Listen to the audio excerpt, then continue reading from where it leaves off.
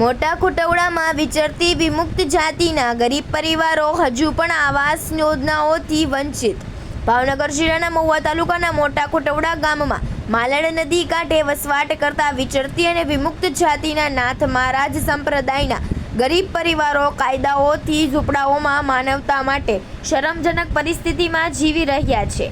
આઝાદી બાદ 78 વર્ષ વીતી ગયા હોવા છતાં આ પરિવારોને આજ સુધી કાયદેસર પ્લોટ, પાક્કું મકાન, પીવાનું પાણી, વીજળી, શૌચાલય અને માર્ગ જેવી મૂળભૂત સુવિધાઓ મળી નથી। આ પરિસ્થિતિ માનવ અધિકાર અધિનિયમ 1993 તેમજ ભારતીય બંધારણની કલમ 21 જીવનનો હક, 39 સમાન વિતરણનો હક અને 46 પછાત વર્ગનો રક્ષણનો ખુલ્લો ભંગ છે। સરકારના વિભાગો, સ્થાનિક તંત્ર નિષ્ક્રિયતા અહીં વસવાટ પરિવારોના જીવનને નરક સમાન બનાવી રહી છે। સ્થાનિક રહીશો અને સામાજિક કાર્યકર, ખાસ કરીને પત્રકાર રમેશ ઝીંઝુવાડિયાએ આ મુદ્દે તંત્રને ચેતવણી આપી છે કે જો તાત્કાલિક રીતે કાયદેસર પ્લોટ, માલિકીના દસ્તાવેજો અને પાયાની સુવિધાઓ આપવામાં નહીં આવે તો મામલો માનવ અધિકાર આયોગ, ગુજરાત હાઈકોર્ટ સહિત ન્યાયિક મંચે ઉઠાવવામાં આવશે। સરકાર એક તરફ જનસભાઓમાં કરોડો રૂપિયાનું આડંબર ખર્ચ કરે છે અને બીજી તરફ ગરીબ અને વંચિત વર્ગોના પરિવારોને જીવન માટે જરૂરી સુવિધાઓથી વંચિત રાખે છે, જે માત્ર વચનભંગ નહીં પરંતુ માનવ અધિકારોનો ક્રૂર ભંગ છે। રિપોર્ટર ઝુબેર કાઝી, મહુવા।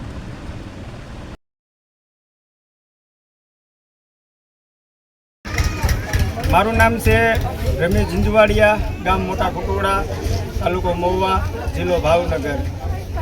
હું આ ગામનો રહેવાસી છું।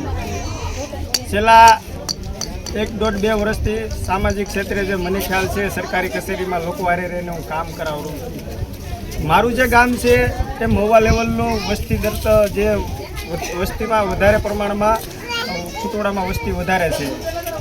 જ્યારે સરકાર દ્વારા અવારનવાર એવા ન્યૂઝ મીડિયામાં અહેવાલ પ્રસિદ્ધ કરવામાં આવે છે કે મારા દેશની અંદર કોઈ ગરીબ ન રહેવું જોઈએ। 2022માં એને સપનું પૂરું કરવાનું હતું, અત્યારે હાલે છે 2025ની સાલ। તો આ ગામના સ્થાનિક લોકો, મને જ્યાં સુધી ખ્યાલ છે ત્યાં સુધી મારા દાદા પરદાદા કહેતા કે વર્ષોથી આ લોકો અહીંયા વિચરતી મુક્ત જાતિના લોકો વસવાટ કરે છે મોટા કુટવડા ગામની અંદર। તો બિનજરૂરી લોકોના મકાન પાસ થતા હોય અને આપણે જે નજરે જોઈએ છીએ અત્યારે જે ટીવીમાં દ્રશ્યો કે વર્ષોથી જે ઝૂંપડા વાળીને એના બાળ બસા કેવડું જીવનું જોખમ હોય, પ્રાણી, બીજું ત્રીજું, લાઇટ કનેક્શન નહીં, ઝૂંપડા તમે જુઓ અંદર આ વિડીયા આવ્યા એની અંદર જુઓ લાગટ તાપડા બાંધેલા છે। તો સરકારને જ્યારે કોઈ આ ગામની અંદર આ સમાજમાંથી વિચરતી મુક્ત જાતિમાંથી જ્યારે મત લેવાના થાય ત્યારે આ લોકોને કોઈ પણ લોલીપોપ આપીને ફોલાવી ફસાવીને મત લઈ જાય છે। જ્યારે આ બાબતે લોકો એને રજૂઆત કરે છે ત્યારે એ એમ કહે છે કે તો સરકારના નિયમ છે, તો મત લેવા આવો ત્યારે તમારો નિયમ બાંધીને આવતા હોય તો મારી એક વેદના છે સામાજિક કાર્યકર તરીકે કે ભાઈ ખરેખર આ લોકો જે નાથ મહારાજ સંપ્રદાયના જે સાધુ કે જે મહારાજ અહીંયા અત્યારે રહે છે મોટા કુટવડા માલણ નદીનો ઢાળ ચડી, એ લોકો લગભગ 90% ઝૂંપડા વાળી રહે છે અને કોઈ પાસે વેરા પોઈસ છે નહીં। વેરા પોઈસ નથી, એના કારણે આ લોકો કોઈ પણ પ્રકારનો સરકારની યોજનાનો લાભ લઈ શકતા નથી। જેથી સરકારને મારી એક આ સમાજ પ્રત્યે અને એ બાબતે મારી વિનંતી છે કે આ લોકોના એ મોટા કુટવડાની અંદર મહુવા તાલુકામાં આવી સ્થળ તપાસ કરે। ખરેખર સરકારને એવું લાગે કે ભાઈ આ ખરેખર ઝૂંપડા વાળી બેઠા છે તો એની ઉપર દયા રાખી અને વહેલી તકે એમને પાકા મકાન બને અને હાલમાં ઝૂંપડા વાળી રહી એનો કોઈ આધાર નથી, પુરાવો નથી, તો એને વહેલી તકે પ્લોટ ખાતે કરે એવી મારી વિનંતી છે।